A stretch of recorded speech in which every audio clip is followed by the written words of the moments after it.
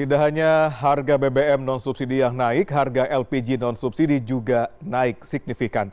Dan untuk memantau bagaimana respon sejumlah agen pangkalan gas dan juga masyarakat terkait kenaikan harga LPG non-subsidi ini, sudah ada koresponden CNN Indonesia Mahardika Utama di Cinere, Depok, Jawa Barat. Selamat pagi jelang siang, Dika.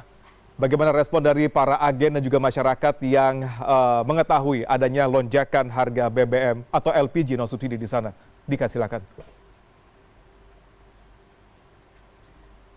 Ya, selamat pagi menjelang siang, Ruli. Sebagaimana diketahui bahwa Pertamina Patraniaga telah melakukan penyesuaian harga terkait dengan gas LPG non-subsidi atau bright gas ukuran 5,5 kg dan juga 12 kg yang berlaku secara nasional mulai tanggal 18 April 2026.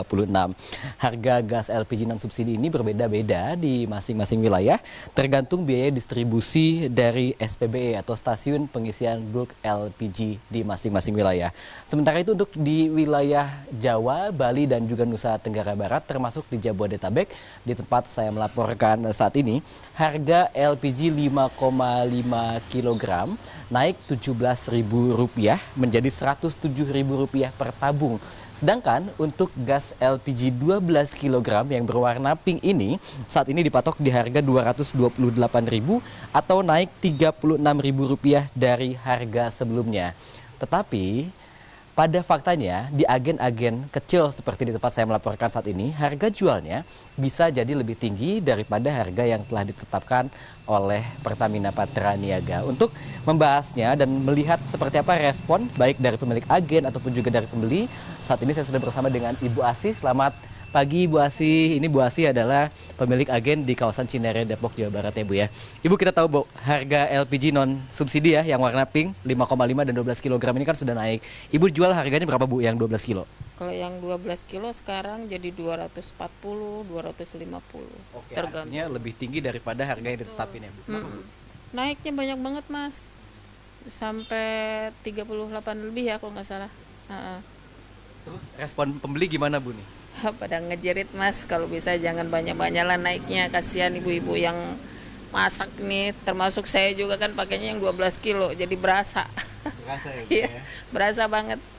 Oke, rata-rata yang komplain itu mereka yang usaha atau pengguna pribadi seperti ibu rumah tangga gitu Bu?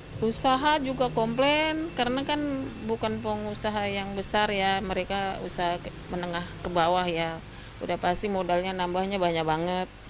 Ibu-ibu rumah tangga juga sama aja, karena biasanya 220 sekarang bisa 240, 250 ya, 250 Udah rata-rata. mulai ada peralihan belum yang biasanya beli bright gas atau gas non subsidi jadi beli yang subsidi 3 kilo? Kebanyakan begitu Mas, karena kan nggak nutup kali ya modalnya ya, jadi beralih yang 3 kilo. Oke, Heeh. ada beralih ya Bu. Heeh. Ibu sebagai agen harapannya gimana? Harapannya ya kalau bisa jangan terlalu tinggi naiknya, bisa ya 5.000 lah, cukup lah kali ya, kalau segitu berat buat kita-kita ini. Karena kan itu kebutuhan pokok ya, hari-hari dipakai ibu-ibu, emak-emak pada masak. Kalau nggak masak nggak ngebul dapur, jadi ya jangan terlalu tinggi lah, kasihan. Apalagi yang buat usaha kayak warteg, catering itu kan juga bukan catering yang besar ya. Mereka modalnya jadi nambah banyak gitu. Baik Ibu, terima kasih untuk pendapatnya dan semoga didengar oleh pemerintah ya Bu ya. Oke.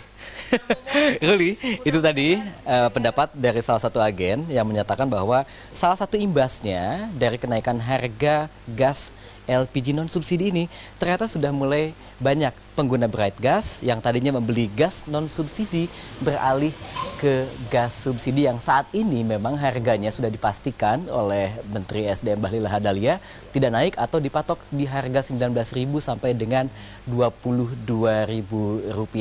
Dan selain adanya peralihan pengguna dari gas non subsidi ke gas LPG subsidi ini juga bisa berpotensi menyebabkan inflasi yang menurut sejumlah ekonom angkanya di sekitar 0,1 sampai dengan 0,3%. Tetapi dampak yang pasti adalah adanya lonjakan pengeluaran yang cukup membengkak, terutama dari para pengusaha yang misalnya bergerak di bidang kuliner ataupun juga pengusaha laundry kiloan yang memang operasionalnya membutuhkan gas LPG, baik yang 12 kilo, 5 kilo ataupun juga gas yang 3 kilo ataupun gas yang masih disubsidi oleh pemerintah saat ini.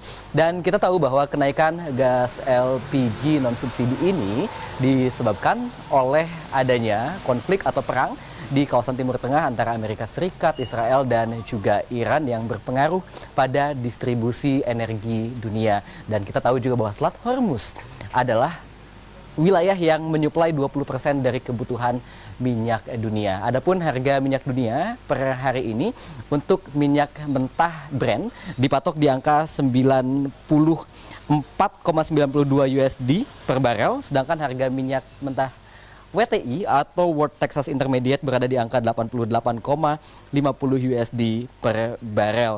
Dan kita tahu juga bahwa tadi dengan adanya kenaikan ini maka ada potensi banyaknya pengguna barang non subsidi beralih ke barang subsidi, apalagi dalam waktu yang sama pada tanggal 18 April lalu BBM non subsidi seperti Pertamax Turbo, kemudian Pertamina Dex, Dexlite dan lain-lain juga mengalami kenaikan yang bukan tidak mungkin mereka pun akhirnya akan beralih ke barang-barang yang saat ini masih disubsidi pemerintah, dan artinya akan ada potensi penurunan kelas karena pengguna barang non subsidi ini biasanya adalah kelas menengah ke atas.